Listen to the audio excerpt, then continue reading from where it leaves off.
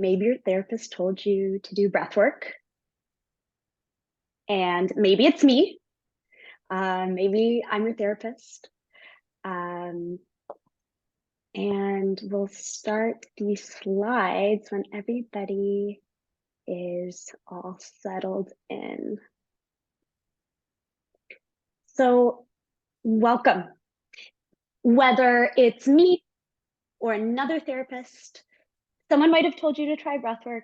It might have been something you saw in a listicle, or have just heard the hype about the benefits of breathwork. But for various reasons, we are all here to learn more about why the heck are we doing breathwork, what's the hype about, and to dive into actually practicing it together in community. And that's something I'm so grateful that we all have gathered here to do.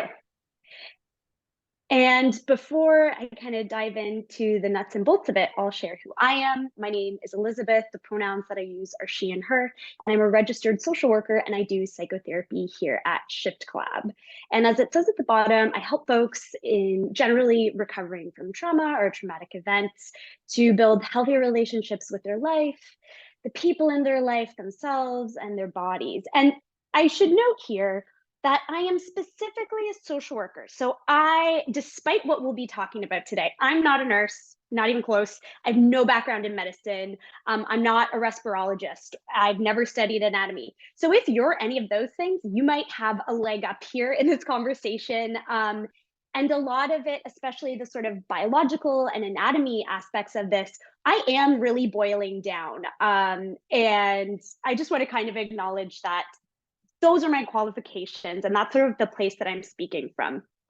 So with that, I'll let you know that the intention that I have in gathering us this evening is to really remind us that our breath is always here for us. It was one of the first sounds we made when we were born. For most of us, if we're fortunate enough to have the sort of traditional like healthy birth, it was a cry, right? It was an inhale and then and so our breath has been there since day one. Whether we've had issues with breathing or not, our breath has been there for us, and it's easy to forget that in such a stressful world with the many different stressors we have in our life. And it's an easy tool to overlook in that sense because it's always there. We kind of can miss it. And so this is just a great time for us to touch base and remind us that it's here and it's always been here in our whole lives. And I want to give some context to the presentation, just say a few things about like what happens in a virtual like webinar setting. So one is that if you are, comfortable with it, to leave your camera on, it's a little more personal, but also, if you have things to do, if you're just a more private person, totally okay to not have your camera on. Don't be shy to say hello, like in the Q&A and stuff. But in general, mute yourself. It's better for everyone to hear. And don't be shy to use the question bar. Don't be shy to react. Use the emojis. Add them in. If you have a question, just put a Q before it in the chat bar so that we can flag it to come back to it at the end. And if you're leaving, totally cool. Do so Houdini style, which is just sort of that silence. You're welcome to mention it in the chat bar, but you don't need to unmute and let us all know. And, if there's just anything that comes up that's useful, inspirational, or really sparks something in you, like this can be a community space. Don't be shy to share that. So your therapist told you to do breath work. It might have been me. It might have been another therapist. And you might just be here because you're curious or looking for a new tool. And we're going to look at why does it actually work and how do we work with it to make our life a little better. And so to do that, I want to really contextualize like where we are on this earth. And to kind of contextualize that we're on land. I live in Toronto, and living in Toronto, I'm on the traditional territory of the Anishinaabe, Wendat, and Haudenosaunee people, and they've been occupying this land since time immemorial. Um, and that's not just something I'm saying. I think it's really important to, because the earth breathes, right? Trees are what gives oxygen, or sort of takes carbon dioxide, creates oxygen from it. Volcanoes expel carbon dioxide. So our land has been breathing before we were even here to talk about it, to utilize it as a tool. And part of why breathwork is very useful right now is because in an increasingly virtual world, the necessity of being embodied, not just knowing we have a body, but really like feeling our way into it, is such a useful tool. And conscious breathing is a really great gateway because the breath is always happening. And we are connected to other people in that way, the people that preceded us on this land, the people that we live with, and the larger communities we're part of. So in naming the land that I'm on, the land that is breathing, and that I'm in relationship, I think that's just a nice way to start, to notice the interconnectedness that we have to our land. And also, I'm going to acknowledge that we're in the middle of, end of, I don't know, like there's a climate crisis happening. And I don't mean to bring up a stressor as we're talking about unstressing, but I think it's also important to acknowledge, for me, like breathwork is a tool that we use to manage our individual stress, not just so that we can feel really good and go about our lives, but so that we can gather collectively, to address these larger issues that we face as a collective society. So it's really hard to do that when we're so stressed out that we can't even breathe properly. And so this one individual tool, for our wellness is hopefully, my idea is that that's also deeply intertwined with our collective wellness. So that's my little spiel about where we are and our agenda. So what is even breathing? And then what's the difference between breathing and breath work? We're going to start there. And then we're going to look at what breath work can and can't do. I'm probably the biggest hype man of breath work. So I also want to note the biases, not only that I'm carrying, but in the research that where maybe things are overhyped. And then from there, how does that actually happen? Looking at the nervous system. So that's where I do kind of dive a little bit into the biology of things. So if you are a nurse or, a doctor, have anatomy stuff in your background, that's going to be a breeze for you. Probably already know that stuff. And then we're going to breathe together. And then I'm going to hold space for discussion, any questions that come up. So let's dive in. So breath work is it's intentional. We are intentionally manipulating this otherwise completely natural process for various outcomes. And that can be for meditative outcomes, for medicinal outcomes, for athletic sports performance outcomes, for spiritual or religious outcomes. For the purpose of this particular presentation, we're really just going to be looking at stress management, stress reduction, not because the other pieces aren't important, but because speaking as a registered social worker, that's really all I can sort of speak to today. And also noting that me being a clinician is that's a pretty new profession relative to human history, relative to the history of breathwork. Breathwork is actually thousands of years old, going back to 5000 BC, traditional Vedic practices, and a lot of Hinduism and Buddhist texts explicitly speak of breathwork in different ways in different traditions. And while a lot of those traditions have been sort of filtered, appropriated, and then sort of filtered to me, I do sort of want to name where they're coming from, even though I'm coming at this from a clinical lens. And sort of unpacking that could be an entire other webinar, and I'm aware of that. So I need to name that before we kind of even look more at breathwork in a clinical context. And then the last note about breathwork is that for me personally, it is a very paradoxical experience. And I'll explain a bit what I mean by that. So by paradoxical, I mean, it is very true that breathwork is pretty easy. It's pretty accessible. I don't need fancy equipment. I don't need to spend money. And yet it's really difficult. It's very safe in that you're not taking a new medication per se, but it can also feel very unsafe and destabilizing for instance, someone that is maybe going through trauma recovery. Actually, just sitting in a safe environment can bring up a flooding of what does not feel safe. Um, and also, that way that it's kind of a gateway for a lot of people to mindfulness. And yet a lot of people, when I say breath work, are like, are you joking? That I can't imagine anything less peaceful, because of the mental chatter that might come up when we assign ourselves the mental task of just focus on your breath. Like, that sounds simple. So that's part A of the paradox. Part B is sort of what I mentioned before, that this is both a spiritual practice and it's also used in clinical settings. And again, for more information about that, it is something I'm very interested in, might be my next webinar. There's a book called McMindfulness by Ronald Purser. There's also another book that I strongly recommend called Who is Wellness? For the Examination of Wellness Culture and Who It Leaves Behind by Faria Roshin.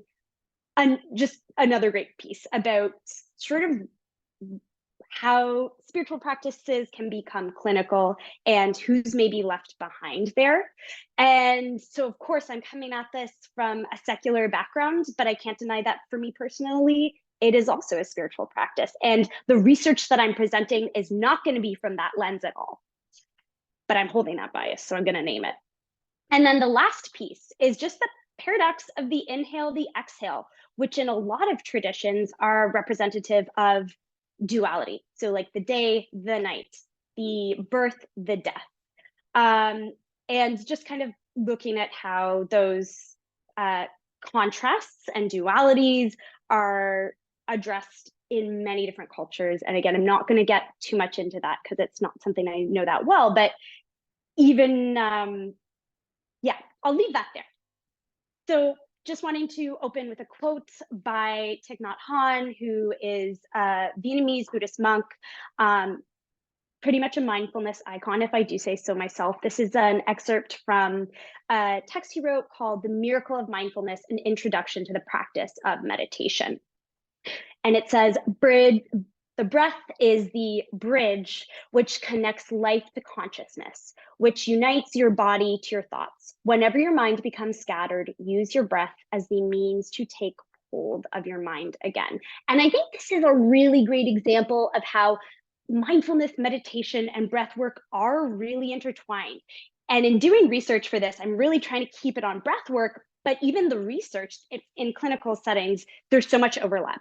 Because if we're going to just go for focus on the breath, inevitably we're starting to be mindful. So noting that it's already present, this overlap as we proceed. And so now, if that's breath work, what's actually a breath? And I want to make the caveat that this is for the majority of people that are not dealing with respiratory issues. And that is still a big caveat here, especially as we're practicing together. If you feel pain or strain, not discomfort, but pain or strain, please stop, please listen to your body. But what's in a breath for the majority of us that are in generally good health? We'll watch the video after. But what happens when we inhale is that there's this muscle called a diaphragm, and it's kind of like a parachute shape or like a dome, and it sits, you can't really see what I'm doing here, at the bottom of your ribs, how there's this shape. The diaphragm's like right under it. And what happens it's this like pear-shaped muscle that expands and contracts, and that is part of what moves your lungs up and down. And usually for most of us, our inhale can feel very automatic, which is a little interesting because the inhale is actually where the muscles are contracting. So as you're taking a breath in, your body and your lungs kind of tend to move up. But what's actually happening is that diaphragm is contracting, and that way the lungs can move down so that there's actually space for the breath to kind of move in your lungs, into the lower lungs. And that's where sometimes if we're breathing really deep, we'll even notice our low belly moves. It's not that the breath is going into your belly, but it's that your diaphragm is moving, like that contraction is moving your belly down so that your ribs have space to go out and your lungs can expand. And what's happening, and then all that breath, it's going ideally in through your nose. A lot of people are mouth breathers. If you are a mouth breather and you're not congested, I strongly recommend whenever you can, just going, am I breathing through my mouth? Just closing your mouth, breathing through the nose. It is a more like biologically efficient mechanism. It's really supportive. So ideally, breath is coming in through the nose, and then as it's going in through the lungs, and again, there's a lot of actually steps in our anatomy, which I just thought didn't make sense to get into the nuts and bolts of today. Filters through your capillaries and then gets to each of these cells in your lungs. And this is where oxygen exchange occurs. And from there, that cellular level of reoxygenation, those cells are reoxygenated, and then there's enough oxygen to take to the heart, and then the heart filters it to the rest of the body. So already we're like, okay, hold on, my muscles are involved in this. My cardiovascular system is involved in this because the heart is then circulating all of that. And then, of course, the respiratory system. And soon, as I mentioned, spoiler alert, the nervous system is involved. So breathing is a full body experience. It's, a lot of our systems are involved in this. And as we'll see later, even the digestive and endocrine system is involved. Total body process. So that's the inhale. Diaphragm contracts, lungs expand, oxygen exchange occurs. What happens physiologically on an exhale is that the diaphragm relaxes and then it's kind of coming up so that your ribs can relax. And then the carbonated air that was sort of like filtered, so to speak, through the lungs. And this is where I'm like clearly not a biologist. That's where it exits, and again, ideally through the nose. And so if I'm going to boil that down even more, which that's already a very boiled down version of quite a complex process, is that all of our bodily systems are impacted and involved in the process of breathing. Breathing happens all the time, whether we're thinking about it or not. We can live days without food and water. I'm not suggesting you try. In fact, I strongly don't try that. But we can't go more than a few minutes without breathing. Our entire body needs it. So it's a critical function. And just from a basic thing that I notice in my clients and in my own body is that the inhale tends to feel very automatic.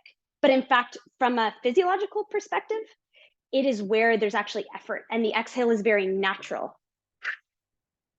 Even though usually when we're stressed, we go and kind of like hold at the top, and it's not uncommon that I'll kind of just notice like, hey, have you held your inhale at the top, especially when folks are stressed and anxious, and people go, oh yeah, and then exhale. So moving on from the just kind of like what even happens in our breath, I just want to make a caveat here. So I'm a big research nerd. Oh wait, actually, let's play the video first before I even get into the research of this. Mechanics of breathing. Consciously take a breath and think about the fact that there are 10 different muscle groups working together to make this happen. These muscle groups include the diaphragm and intercostal muscles. The main muscle used for breathing is the diaphragm. The diaphragm is a dome-shaped structure consisting of several large muscles, which is sandwiched between the chest cavity, containing the lungs and the rib cage, and the abdomen, containing the digestive system, including your stomach. The muscles that move the rib cage itself are the internal and external intercostal muscles. They are each attached to the ribs and run between them. To inhale air, the diaphragm contracts and moves down, while the external intercostal muscles contract, forcing the rib cage up and out. The combined effect of the diaphragm and intercostal muscles increases the volume of the chest cavity and expands the lungs. This expansion of the lungs increases their volume, reducing the pressure within them, causing air to be drawn in. This action is similar to a piston sucking petrol into a car engine. In normal breathing, we use around 25% of our lung capacity, which is called our tidal volume. As you inhale deeply, the diaphragm moves further down into the abdomen, pushing your belly out, giving more room for the lungs to expand and draw in more air. This type of breathing is called belly breathing or abdominal breathing and is critical to prepare you for your free dive. Belly breathing allows you to completely fill your lungs with air. The maximum amount of air your lungs can hold is called your total lung capacity. With training, you can use more of your lung capacity. Thank you. I forgot how catchy the music was in that. I love that. So I just knew that because story friend. Just thought I'd also include that video explanation in case I did not get it across with my own words. And coming back to the slides, I want to mention a big caveat here, because right now research, especially regarding psychotherapy and psychology, we're in the middle of what's called the replication crisis, where we, as a profession, just sort of realized that a lot of the studies that we've used and kind of gone, well, this is what makes people happy and this is what works. We've realized a lot of that research is really old, outdated, and can't actually be replicated, which means that it's not very good research. So that is sort of going on in the background of my profession. And so I'm very cautious as I do share research. And part of sharing research about breathwork is I found this lovely meta-analysis, which is a study about studies about breathwork. And it's recent, it's new, it was made in 2023. And I put it here because I know that I am the first hype man for breathwork, and I already carry that bias. And yet evidence-based practices are so critical to draw on. And so I'm just going to sort of note here that in this meta-analysis, it said, of course, this can be useful for improving stress and mental health. However, we urge caution and advocate for nuanced research approach to distinguish, to avoid a miscalibration between hype and evidence. So with that being said, let's just look quickly at what breathwork cannot do before I say what it can do. So it cannot address the underlying systemic issues that impact our mental health. In fact, it can't really change our material circumstances beyond our own body in a given moment. That doesn't mean it's not useful. We'll get into that in a second. And I also want to make the caveat that this is not a substitute for professional mental health care. So if you go, oh, wow, it helps reduce anxiety, that does not mean it is a standalone intervention for mental health issues, especially complex mental health issues. And that being said, here's what breathwork can do. So this is where I get excited. So it can reduce symptoms of anxiety. And I'm actually going to share a little bit about the studies because like I said, I'm a research nerd and I think good research is important. So this came from a 2021 study that measured the heart rate of the participants. It was a relatively small sample size, 71 people. And it measured their heart rates after just 5 minutes of slow, deep breathing. And it found that it decreased anxiety based not only on their heart rate variability, but also on self-reported measures. So just asking people, like, do you feel less anxious, essentially, of course, in the form of a survey. So reduces anxiety. There's number one. Number two, mood elevation. So this was from a 2023 randomized controlled trial where they had two groups of people. One just did mindfulness and like wellness in general, and the other did specifically breathwork, which we know is kind of a gateway to mindfulness, but specifically like measuring the differences to those groups, the breathwork group did have better improvements in their mood overall. And then lower blood pressure. I want to acknowledge this is a pretty old study. So that's a caveat, and I'm always cautious of older research, but it's still cited today in current research, even amidst the replication crisis I mentioned earlier. And it found that for the participants, that deep, slow breathing was a very effective non-pharmaceutical intervention to reduce blood pressure. And it was very clear and explicit that this is not a substitute when pharmaceutical options are recommended. But if that's already something that you're wanting to target, this probably won't hurt to add on to whatever practices you have. And then, of course, reducing stress level. This is from a 2020 study with 108 subjects that were randomly assigned to like yogic breath specific workshops and then just a general wellness stress workshop. And both participants received questionnaires after, and everyone who was in the specific group for breath work that was yogic focused all reported better, and this is perception, like this is self-reported, right? But better sleep, less distress overall, improved like life self-esteem, life satisfaction. And this was reported not only like right after the workshops, but in the 3-month follow-up. So I'm thinking too, those folks that maybe had a chance to like make this a habit and a practice found it really useful. And then sleep cycle. A lot of sleep issues do have to do with breath, issues breathing in the night. And again, this is not a substitute for like where a medical intervention is necessary, but this last point is from a 2018 study that specifically looked at other studies that have been conducted about the nervous system, sleep, and stress, and found it a really promising intervention for insomnia. So how does all this good stuff even happen, you ask? It happens through the nervous system. And I'm going to just quickly run through the 3 jobs of the nervous system. It's essentially to keep our body safe. So it uses our 5 senses and also what cues from inside of us. So like our blood pressure, our digestion, our heart rate, our oxygen level to determine if we're safe and then what we should do. So it gathers information and then it evaluates that information to determine our motor outputs. So like, what should I do with my body to be safe, to be happy, all that stuff. And there's 2 parts of our nervous system. There's the central nervous system, and there's the central nervous system is the brain and the brainstem and the cerebellum. We're not looking at that today, but I just wanted to name it so you know.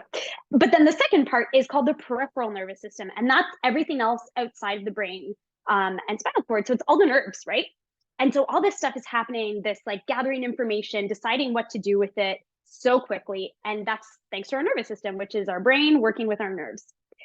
So more about the peripheral nervous system, because that's what I said we get into. There's 2 parts. So there's our somatic nervous system, which is voluntary. That's like, I want to pick up this glass of water, so I'm going to pick it up. Really intentional kind of use of muscle and skeleton. And then the autonomic nervous system, which we're going to look at today. And that's the things that are more automatic or involuntary. So like your pupils dilating, I can't really control that. Blood pressure, heart rate, sleep, digestion. So these aren't necessarily conscious functions.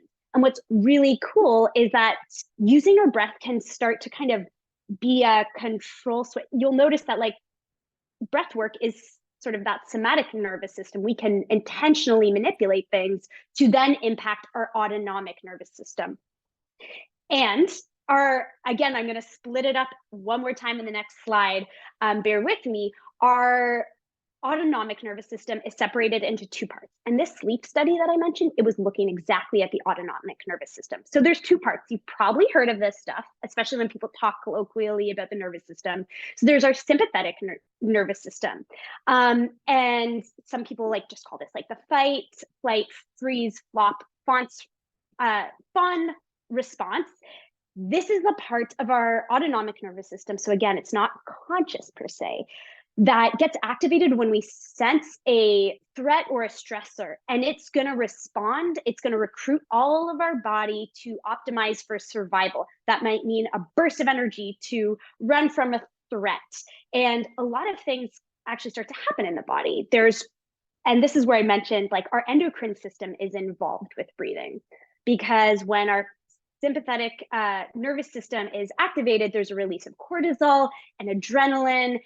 And from the perspective of our brain, the brainstem, which is going to start to override the cerebral cortex. So our cerebral cortex right here, it's in charge of like good decision making, thinking things through, kind of like our more thoughtful, higher functioning responses. But when our system senses a threat, it's like, I don't have time to think very clearly. Like I'm going to shut down, go to the brainstem. So I get this burst of energy so that I can literally survive and defend myself, which again is going to correspond with that burst of energy, shallower breathing, increase in heart rate, and also the digestive system starts to shut down too, because again, just thinking about where this comes from.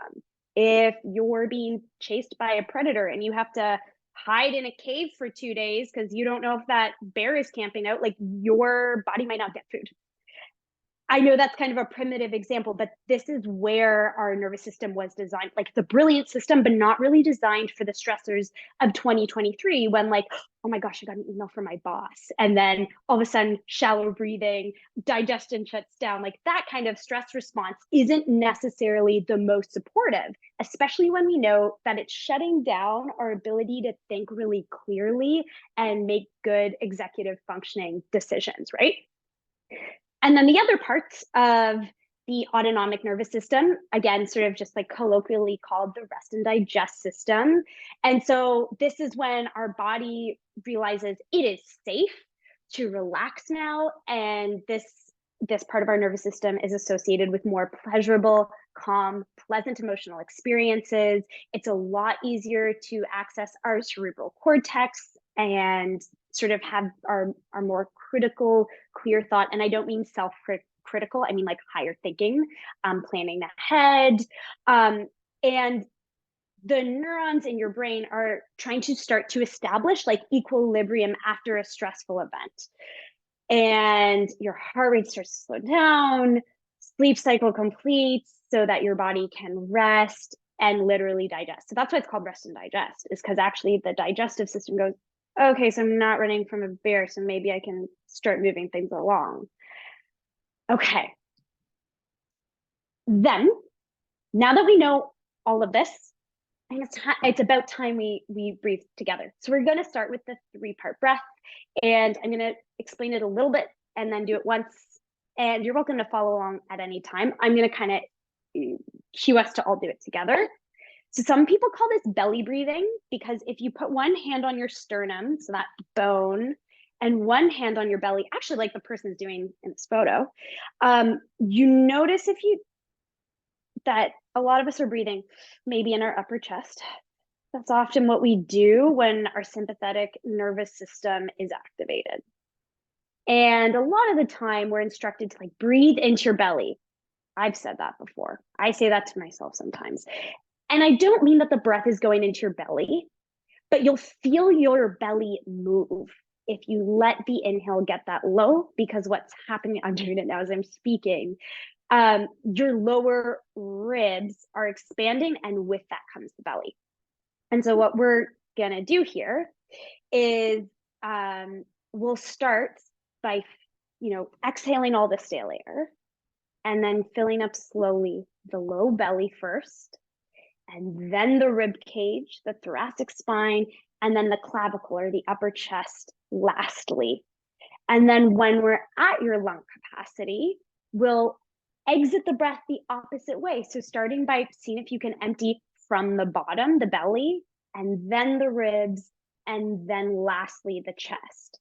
And again, with all the breath work we're doing today, please practice to your capacity. So I don't want any forcing or straining. If I'm saying hold your breath when you're not comfortable, like please follow the cues of your body.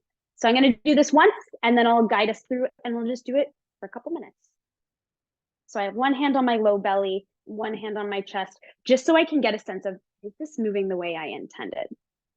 So filling up in the low belly, then ribs, then chest, and then emptying first the low belly, the ribs, the chest, and then following along, breathing together. Inhale, low belly, ribs, chest, slight pause at the top, and then exhaling, low belly, empties, chest empties,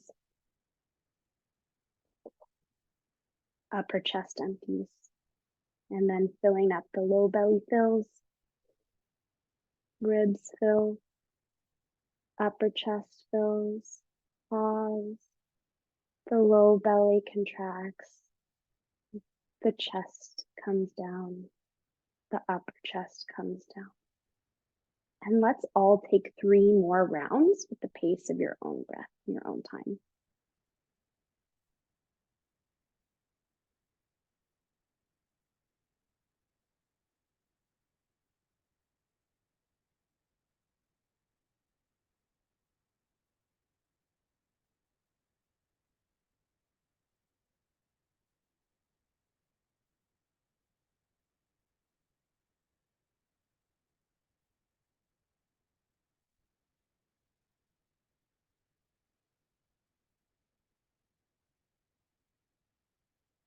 One more round, no rush.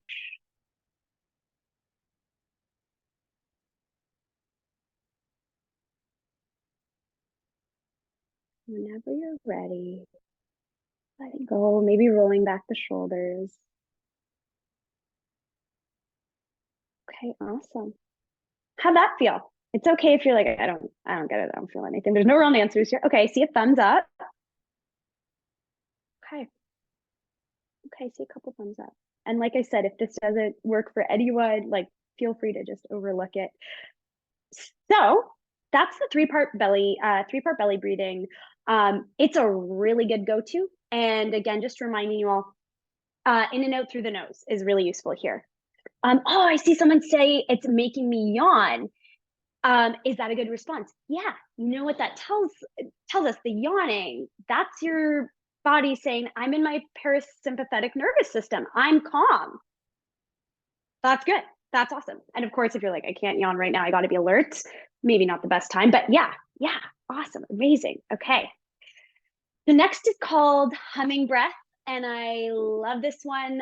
This is particularly recommended just for grounding. If you're someone that struggles with insomnia, again, this is not like a cure. This is not a pharmaceutical intervention, but it can be really useful, especially for at night and just overall anxiety. And so if you are stuffy, like if you can't breathe through the nose today, this just ain't the one for you. I'm so sorry, because it does involve humming. And there's a little picture of a bumblebee, because if you're not afraid of bees, if you are, ignore this. That when we hum, it kind of makes this buzzing sound. So I'm going to explain it, then I'm going to do it, and then we'll all do it together a few times. And I'm going to inhale fully. So again, filling up the low belly, my ribs, upper chest, biggest inhale I've taken today. And then I'm going to exhale humming as low and as slow as I can.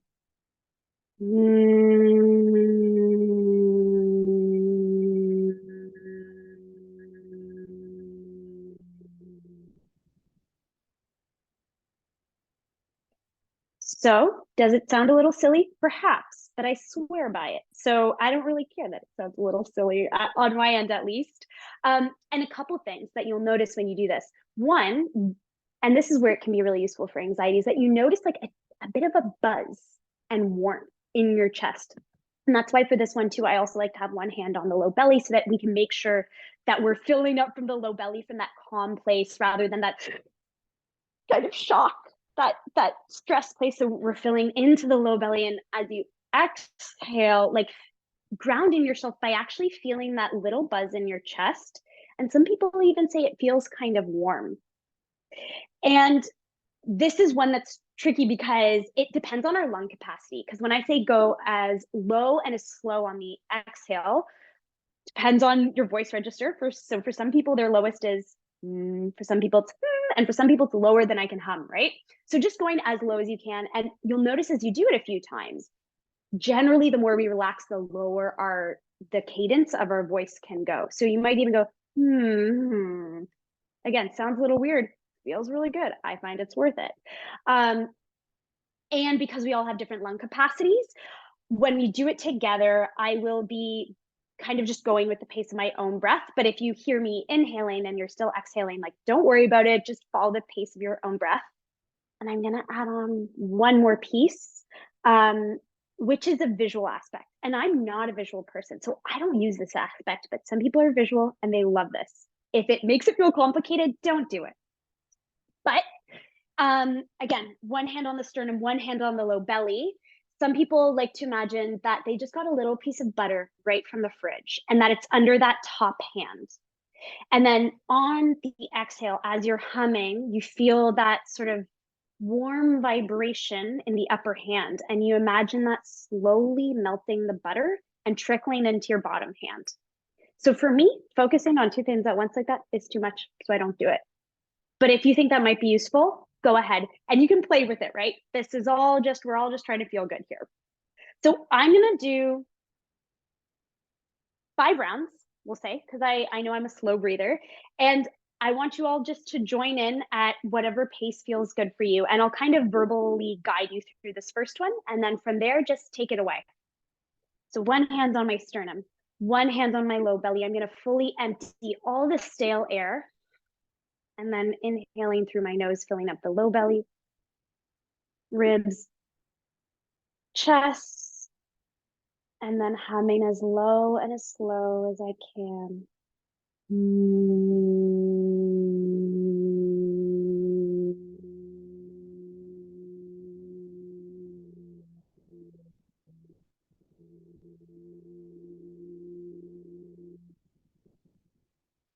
Whenever you hit the bottom, slowly refilling.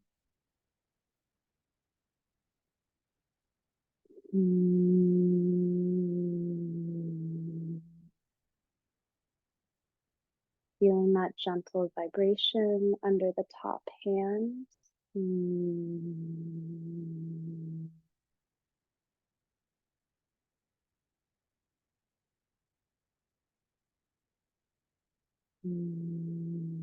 Can you go even lower?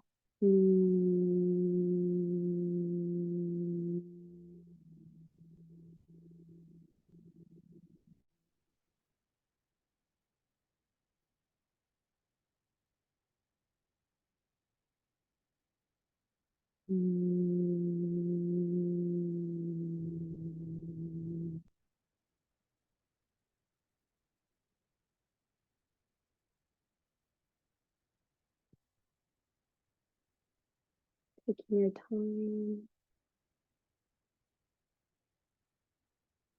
Some people love that one. Not everybody does. Any thoughts? Any hot takes on that? My cat did not like me humming, but I did. Okay, nice. Okay, awesome. Okay, great. I used humming breath to my nephews to sleep when they were babies. Oh, beautiful. And I bet that like chest vibration, like really soothing to the infant too. And buzzing a lot. Beautiful. Some people will just have that breath kind of looping as they're trying to fall asleep if they struggle falling asleep.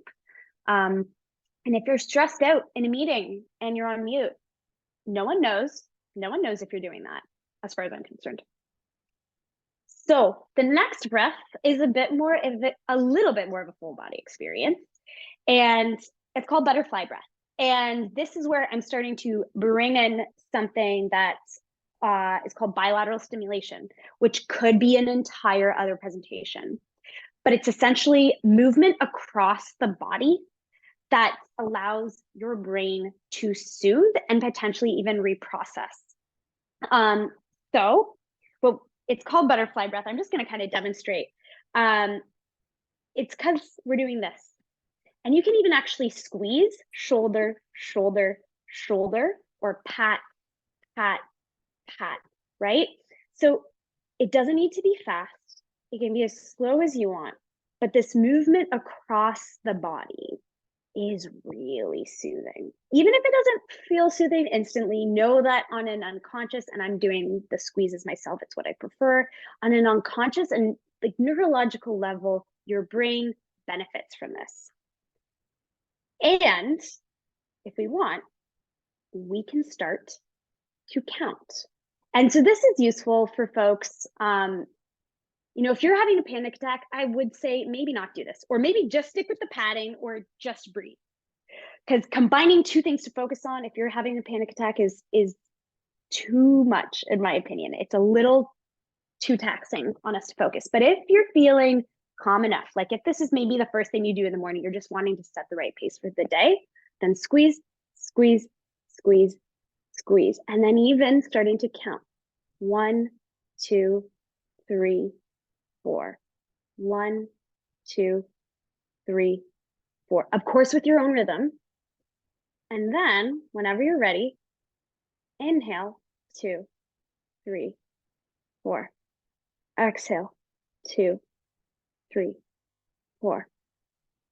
So I'll do this for a few minutes. Just find your pace. And if you're getting lost, that's okay. Just come back to the squeezing and then add in a count. It could be 3, could be 4, or even 2. And then sync your breath to it.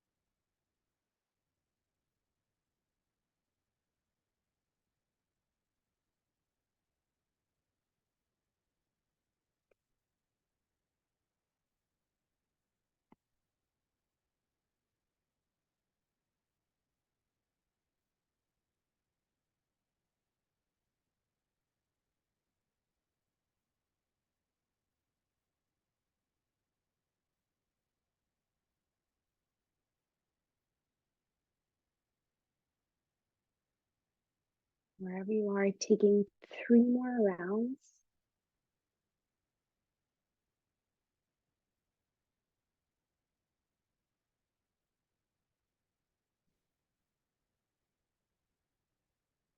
And then whether it's just kind of enjoying how you feel in the aftermath of that,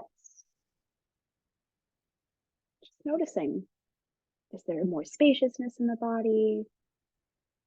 Is there maybe a little more calm in the mind? And I should say it's called butterfly breath because A, I love butterflies, but B, it's kind of like a, right? Really soothing, especially for folks maybe where there is some trauma, that like using your own body to start to de-escalate yourself can be really useful. So like I said, if the breath feels too complicated, then let's just stick with the butterfly of it all, right? And I'm seeing folks saying it's a great oxytocin boost. It is, because you're touching your own body. Yes. Okay, we got some yawns. Is it squeezing one shoulder then the other, or both at once? It's one then the other. That's a great question. And in general, if you need some oxytocin, if you need support, like squeezing, within reason, without harming yourself, is totally appropriate and safe to do. But the benefit of the bilateral stimulation is going across the body, so going one side then the other. Yeah, took a few seconds to do both. I like the tapping better than the squeeze. Okay, so we notice, and again, even just noticing, oh, I prefer this than that, tells us that we're getting a little more mindful. Because again, if we were being chased by a bear, if our sympathetic nervous system was activated and you said, which do you like better, squeezing or patting? You'd be like, I don't know, what bear is chasing me? So even being able to notice small preferences in our body, like what do I like, indicates that we're feeling more safe, right? Next, this is a classic. If your therapist told you to do breath work, they might have done this with you. It's called box breathing, but it's a classic for a reason. It's a good one. And it's called box breathing because we draw a box. So and that drawing, I'll kind of draw it here, and you can also see it on the slide. It's like inhale, 1, 2, 3, 4. That's one side of the box. Then you hold at the top. That's the top of the box. Exhale, 1, 2, 3, 4. Hold at the bottom. So the holding at the bottom and the top are the sort of tops, and then the sides of the box are the inhale, the exhale.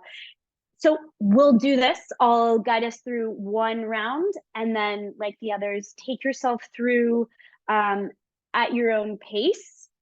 Like if you want to do 3 seconds or 5 seconds, or you want to do 4, but I count too slow, like feel free to take liberty with your own count here. And always just interesting to notice, which is harder, Like, is it harder to hold at the top? Is it harder to hold at the bottom? Or does it all feel the same? I know for most people, holding at the bottom is where that impulse to inhale kind of comes. And that's not a bad thing, just noticing, right? So I always do one hand on the sternum, one hand on the belly, but you don't need to for this. Finding a comfortable position.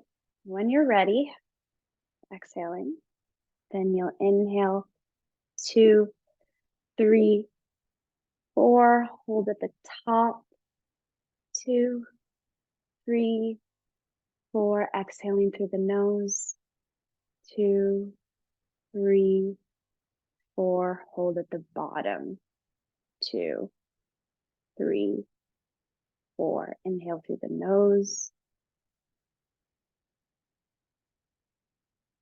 hold, exhale, hold, finding your own rhythm.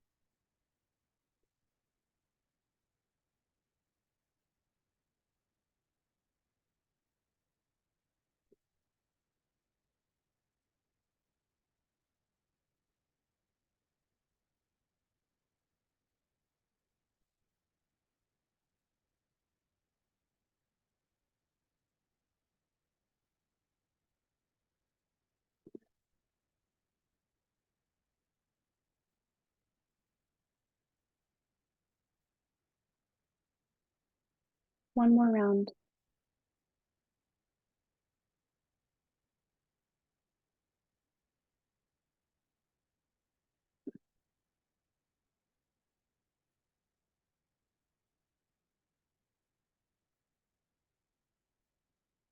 Okay. That's box breathing. Like I said, it's a classic for a reason, in my opinion. Feel free to comment or just not. Totally up to you. Tried and true for me, honestly, says Danielle. Agreed. Agreed. A classic. So yeah, you inhale for 4, hold at the top for 4, exhale for 4, and then hold at the bottom for 4. So it's 4, 4, 4, 4. And that's kind of making the box. Yeah, I find holding at the bottom is also really difficult too. So I added in a bonus because I didn't know how long this would take. And I don't think we have time for the bonus. If I were to give a spoiler alert, it is 3-part breath, but on the exhale, you imagine that there's a balloon that is shaped as your nostrils, and you are exhaling your problem through your nostrils into an imaginary balloon. And then when you're done, wrap it and let it go. Honestly, it's for kids, but I'm definitely a big kid kind of person. So I included it for a bonus round, but I don't think we're going to have time because I want to make sure we have time for questions. So we'll skip that, but feel free to just take that and run with it if it does inspire you. And, hopefully we're feeling calm right now. And I'm actually going to share this is probably one of my favorite quotes about breathwork. And it's from author and yoga teacher, Jessamine Stanley. And she says, it doesn't matter whether you breathe through tubes, water, or photosynthesis, because it's all the same breath. When you intentionally connect to this all-encompassing life force, you are reminded that life is a lot bigger than the jobs you do, the masks you wear, and the responsibilities you manage. And that is from this book called Yoke. Oh, it's hard to see with this. But yeah, Yoke, it's called My Yoga of Self-Acceptance. It's a beautiful book. Strongly recommend if you are someone who practices yoga. And I just want to wrap it up with a couple really important points about your daily life, because I know that this, for some people, might be really basic information. For others, it might be a lot. So just if you want to make this a habit, couple things. I do recommend in the morning, because that's when we're super fresh from the parasympathetic nervous state. Like, we have to be somewhat relaxed in order to even get to sleep in the first place. So when we wake up, before the stress starts to rise, it can be really good to start your day. And I say 4 minutes because 5 can feel like too much of a commitment. 3 is barely a commitment at all. I just like 4. Okay. There's no reason. But 4 minutes, something like a short time that starts to lower the baseline stress level so that you can actually start to notice throughout the day, like, oh, my heart is getting faster. Like my breath is more shallow right now. It's a lot harder to notice when you kind of wake up and it's already there. And if you wake up and it's already there, you can start to bring it down, and then you can start to notice as it creeps up. And then as it does, maybe you're doing the humming breath, maybe you're kind of shoulder squeezing throughout the day, but you kind of get a lower baseline. And it's a really, really good preventative strategy to prevent like stress from becoming anxiety, because life is going to come at you all day, right? And we want to make sure that we're understanding this is stress and not having your nervous system interpret stress as a threat. And then also, if you want, Shift Club is doing this amazing 21-day consistency challenge. Yes, it's already started, but you can still join, and maybe breathwork is the thing that you're working on adding in. And then also, just like I said at the start, it's never too late. Like, your breath is literally always happening. It's on your side, whether, eliminating waste in the form of carbon dioxide, whether you're sort of intending it to or not. So just remembering it's always there. And then if you're literally just in a meeting and you're like, oh, I forgot to do breath work today, and now I'm noticing I'm really stressed, we'll go to the next slide. If you can actually notice, oh, I'm not breathing properly, you are probably safe, right? Because if the fire alarm went off, you're not going, oh, my breathing is a little shallow, right? Like, if we can notice, oh, I'm having a bit of a stress response, then it's probably actually safe to start utilizing your breath to have your nervous system to get your brain, give this message from your body to your brain through the form of your breath that it's safe to relax. So just starting by noticing that, like, oh, I'm breathing as if I'm in an emergency. Well, I'm not. And from there, if it's not already, narrowing your breathing down to nostrils only. It's just a good practice in general. Of course, unless you're congested or allergies, peace be with you. I'm sorry for dealing with that. And then again, lengthening the exhale, because often when we're stressed, we tend to either hold at the top and usually also have longer inhales than exhales. So even if you just start to count, like, how long is, without changing it, how long is my inhale? How long is my exhale? Can I make them the same length? That might take a minute. Okay, can I lengthen my exhale? Great. That's already breath work. And even just, bringing your hand to your belly and going, is the breath getting down there, or is it all up here? Just a nice way to check in, start to bring awareness to this. And again, if there's the awareness, we know that you're safe. And in conclusion, 2023 is, like most years in most of our lives, is stressful. And there's a lot of stress that is out of our control. Breath work, thankfully, is one of the things that is within our control, that can complete our stress cycles, bring our body back to equilibrium, which is just a great exercise in agency when we feel out of control. That this is something that we do have agency over in our lives. And like I was saying at the beginning, can also help us to collectively address larger issues that affect our collective wellness a lot better if we are coming from a calm nervous system, that we can face these sort of collective crises with all the more sort of emotional resilience. And thank you so much. I think, these are my references. If you have any questions about the research, I'm a bit of a research nerd. But yeah, thank you so much. It's just an honor to be with you and to breathe with you all.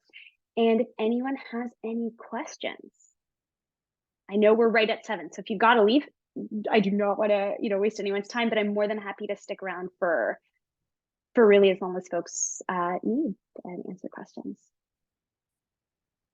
Oh, name of the book, the Yoke book. This one? Yes. So this is by Jessamine Stanley, and it's called Yoke. Oh, see, I have my background blurred. Let me undo that. So her first book is called Everybody Yoga. And the second book is called Yoke, and it's a collection of essays. It's not just about breath work. There's multiple essays, and it goes through, like, each chapter brings a different sort of chapter from Patanjali's Yoga Sutras, and then she writes an essay sort of corresponding to her own lived experience, going through to like cultural appropriation, to like the wellness industrial complex, to breath work, to physical yoga postures. And it's really comprehensive if you're someone who thinks deeply about that stuff. Yeah, but it's not, I don't want you to get it thinking, oh, this is about breath work, because there's like one chapter on breathing, and it's a great essay though. Okay. My 6-year-old is an excellent belly breather. Beautiful. Any questions? It's okay if there's not. I'm just going to stay here because I want to make sure that any questions aren't missed.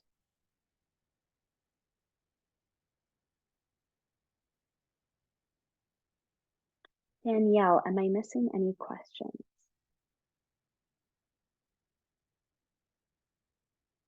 I don't think so, no. Okay. And if someone has a question that they maybe don't want to share with the group, feel free to like send me or Danielle a direct question, and also feel free to like peel off if you got, you know, mouths to feed, etc., etc. Thank you so much, everyone. Thank you, everyone.